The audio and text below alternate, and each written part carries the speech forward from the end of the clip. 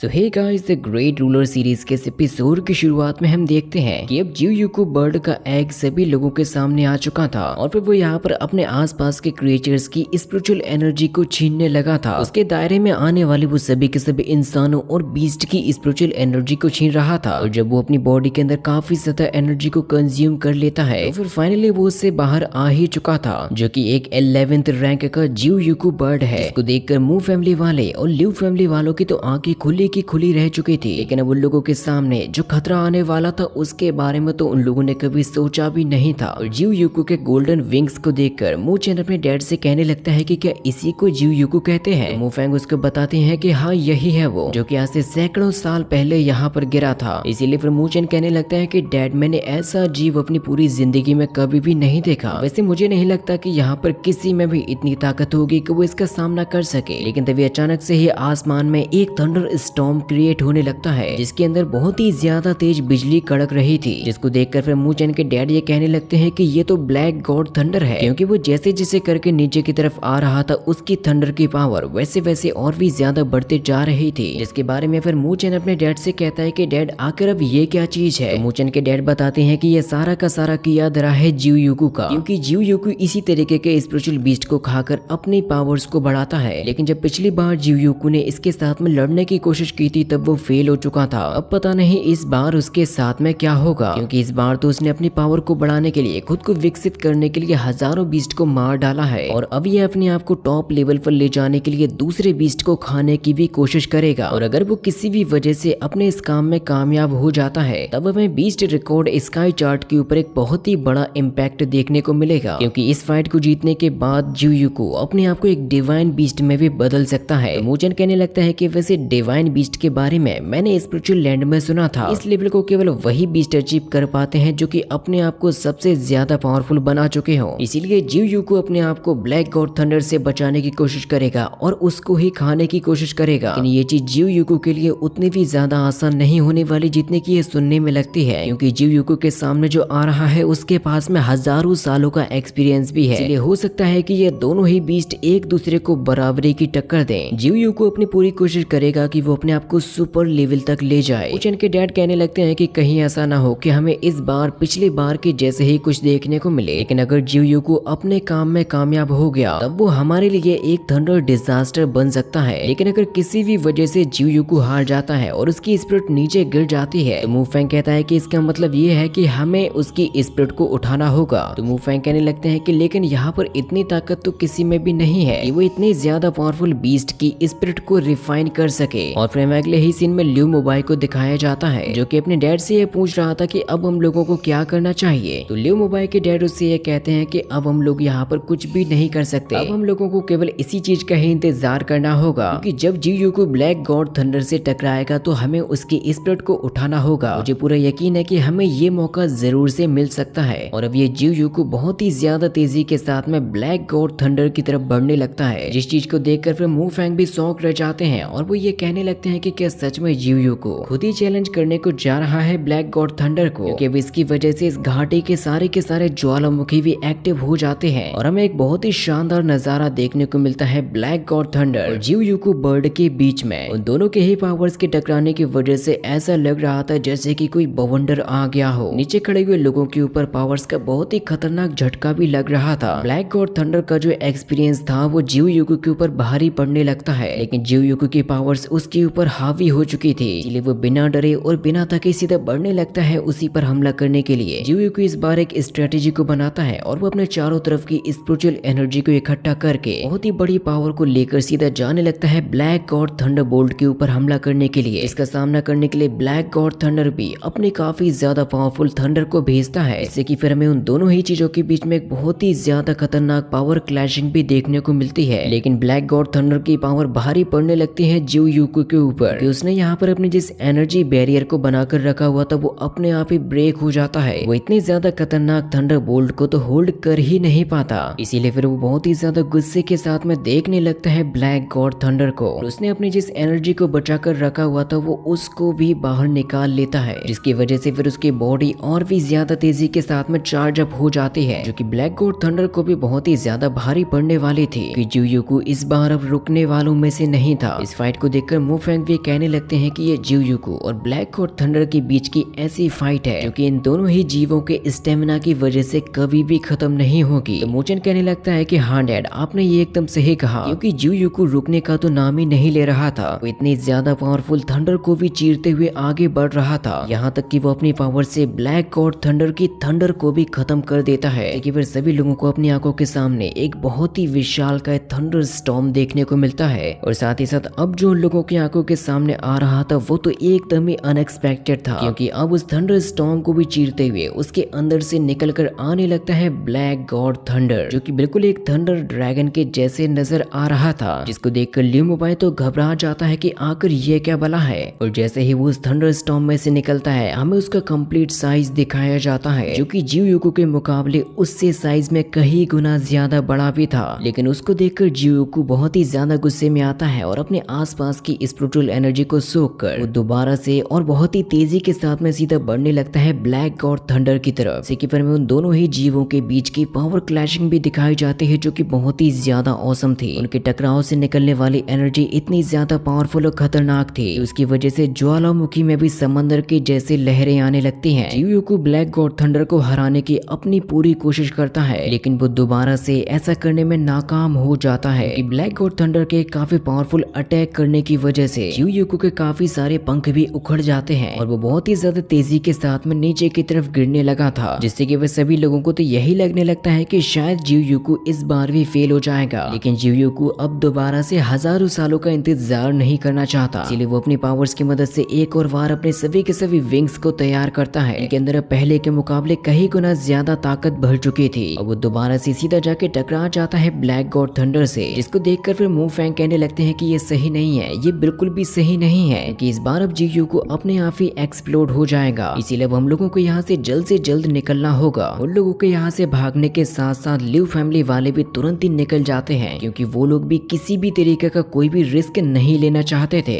जियूयुकू अपनी पूरी शक्ति लगा देता है, वो अपनी पूरी ताकत के साथ में चिल्ला रहा था ताकि वो कम से कम ब्लैक गॉड थंडर को रोक तो सके। लेकिन ये चीज देखने में ऐसी लग रही थी जैसे कि जियूयुकू के लिए ऐसा कर पाना नामुमकिन है। और फिर जियूयुकू अगले ही पल बहुत ही ज्यादा शक्ति के साथ में एक्सप्लोड हो जाता है, इसकी वजह से यहाँ से भागते हुए लोगों के ऊपर काफी बड़े बड़े आग के गोले गिरने लगते हैं, जिनसे वो सभी के सभी लोग खुद को बचाने की कोशिश कर रहे थे। वो लोग चिल्लाते हैं कि अगर हम लोग भागे नहीं तो हम लोग मारे जाएंगे। तभी हम देखते हैं कि एक बहुत ही बड़ा पावरफुल जलता हुआ स्टोन सीधा गिरने वाला है मूफेंग के ऊपर, जिसको वो लोग अपनी पावर्स की मदद से रोकने की कोशिश करते हैं, लेकिन वो लोगों के पास में आकर ही ब्लास्ट हो जाता है। बाकी लोग तो जैसे तैसे करके खुद को बचा रहे थे, लेकिन एक काफी बड़ा जलता हुआ स्टोन आकर सीधा हिट हो जाता है मूचन की बॉडी के ऊपर, जिससे कि वो बहुत ही खतरनाक तरीके से नीचे की तरफ गिरता है। लेकिन मूचन के पास में वो कॉपर का टुकड़ा होने की वजह से उसको कुछ भी नहीं होता और साथ ही उस कॉपर के टुकड़े में तभी अचानक से ही एक रिएक्शन होने लग जाती है। मूचन के डैड तभी मूचन को चिल्लाकर कहते हैं कि जरा खुद को संभालना। इस बार अब जियूयुकू खुद एक आग के गोले में बदलकर सीधा मूचन के ऊपर ही हिट होने को जा रहा था, जिसके फिर अगले ही पल मूचन अपने आप को किसी अलग ही दुनिया में पाता है। मूचन को ये समझ में नहीं आता कि आखिर ये कौन सी जगह है और मैं कहाँ पर हूँ। वो इससे पहले कि कुछ और सोच पाता, उसके साथ में दोबारा से कुछ अजीब सा होने लगता है। मूचन को अपनी आंखों के सामने एक स्पिरिचुअल बॉडी नजर आती है, लेकिन उसे उसके बारे में कुछ भी पता नहीं होता। वो उस स्पिरिचुअल बॉडी को देखकर ये कहने लगता है कि शायद मैं इसे जानता हूँ। फिर तभी अचानक से ही उसकी आंख खुल जाती है और वो अपने आप को अपने ही घर पर पाता है, जहाँ पर उसकी आंखों के सामने उसके डैड खड़े हुए थे। उसे कहने लगते हैं कि मैं काफी खुश हूँ जो कि तुम जाग चुके हो, तुम नहीं जानते कि मुझे तुम्हारी कितनी ज्यादा चिंता लग गई थी। मूचन अपने डैड से कहने लगता है कि डैड क्या हम लोग घर पर आ चुके हैं या फिर जाने वाले हैं। मूचन के डैड उसको ये बताते हैं कि तुम एक बहुत ही ज्यादा खतरनाक स्टोन से टकराए थे, जो कि जियूयुकू बर्ड के खुद के एक्सप्लोजन की वजह से निकला था। इसकी वजह से तुम उसी वक्त तुरंत ही अनकॉन्शियस हो गए थे। मुझे तो ये लगने लगा था कि शायद मैं तुम्हें खो दूंगा, लेकिन जब मैंने तुम्हें चेक किया तो तुम्हें ज्यादा कोई इंजरी तो आई ही नहीं थी। मैं ये बात जानता था कि तुम्हें इतनी जल्दी तो कभी भी कुछ भी नहीं होगा। तो फिर मूचन सोचते हुए फिर अपने डैड से ये कहता है कि आप तो वाकई में मेरे लिए काफी ज्यादा परेशान हुए होगे इन कुछ दिनों में। तो उसके डैड कहने लगते हैं कि तुम ठीक हो, मेरे लिए तो यही काफी है। अगर तुम्हें थोड़ा सा भी कुछ भी गड़बड़ लगे तो तुम मुझे तुरंत ही बता देना। मूचन अपने डैड से कहने लगता है कि वैसे आप मुझे जियूयुकू के बारे में तो बताइए कि आखिर वो कहाँ पर है। तो उसके डैड मूचन से ये कहने लगते हैं कि वो हमारे लिए सबसे बड़ा खतरा था, इसीलिए अब हम लोग उस जगह पे कभी भी नहीं जाएंगे और ना ही किसी को जाने देंगे। इसीलिए अब से हम लोगों को ऐसी जगहों को तो अवॉइड ही करना है। इसीलिए अब चलो ठीक है, तुम आराम करो, मुझे भी अपने कुछ और भी काम करने हैं, क्योंकि केवल इन कुछ दिनों में ही हमारे डोमेन में काफी सारी अजीब सी चीजें हुई जिनका दौरा करने के लिए मुझे जाना होगा, क्योंकि इस समय हमें काफी सारा नुकसान भी हुआ है। इसके बाद फिर वो तुरंत ही यहाँ से चले भी जाते हैं, जिसके बाद फिर मूचेन सोचने लगता है कि अब आकर उसको क्या करना चाहिए। सुबह सुबह की धूप को लेते हुए अंगड़ाइयां लेता है और कहने लगता है कि मुझे अपना हेल्थ को चेकअप किए हुए काफी समय हो चुका है, जिसको चेक करने के लिए फिर वो तुरंत ही वहीं पर बैठकर अपने कल्टीवेशन की मदद से अपनी बॉडी को चेक करने लगता है और उसको पता चलता है कि वो तो अपने स्पिरिचुअल स्टेट के लेट स्टेज को बहुत ही जल्द पार कर ही चुका है। और मूचेन को ये लग रहा था कि शायद ऐसा उसके साथ में स्प्लिट व्हील मिरर की वजह से हुआ होगा, और उसके पास में जो पिल्स रखी हुई होती हैं वो उनको निकाल कर ये कहने लगता है ये हमेशा ही मेरी मदद करती है मुसीबतों से बचाने के लिए। जिसके बाद फिर वो दोबारा से अपनी बॉडी को कल्टीवेट करते हुए अपने आप को अपने स्पिरिचुअल वर्ल्ड में ले जाता है, जिससे कि फिर मूचेन की स्पिरिचुअल पावर और भी ज्यादा तेजी के साथ में बढ़ने लगती है। मूचेन को इस बात के बारे में खुद भी पता नहीं था कि उसकी बॉडी के अंदर एक स्ट्रेंज पावर आ चुकी है, जो कि मूचेन के कल्टीवेशन करने की वजह से उसकी बॉडी की स्पिरिचुअल पावर को ही सोखने लगी थी, और वो उसके लिए एक पावरफुल चक्रा बनकर उसकी ही सुरक्षा करेगी। जिसके बारे में फिर सोचकर मूचेन ये कहने लगता है कि फाइनली मैं भी स्पिरिचुअल रियल्म के लेवल में एंटर कर चुका हूँ, और ये वो लेवल काफी था जिसकी मदद से वो स्पिरिचुअल लैंड में दोबारा से वापस जा सकता है, कि उसने फाइनली 5 मेजर कोर्टयार्ड की क्वालिफिकेशंस को भी कंप्लीट कर लिया था। इसीलिए मूचेन सोचता है कि चलो कहीं पर थोड़ा सा टहलने के लिए चलना चाहिए, लेकिन अचानक से उसका सिर बहुत ही ज्यादा तेजी के साथ में दर्द करने लगता है। उसे कुछ अजीब सी विजन्स आने लगते हैं, जैसे कि उसकी बॉडी के अंदर कोई अनजान शक्ति घुस गई हो। मूचेन को ऐसा लग रहा था जैसे कि उसने कोई डेथ पिल को निगल लिया हो। इसीलिए वो सबसे पहले अपने स्पिरिचुअल इंटेलिजेंस को काबू करने की कोशिश करने लगता है, जिसकी वजह से फिर फाइनली उसको पता चल जाता है कि उसकी बॉडी में एंटर कर चुकी है जियोयुकू बर्ड की स्पिरिट। और इसी के साथ में ये एपिसोड भी यहीं पर खत्म हो जाता है।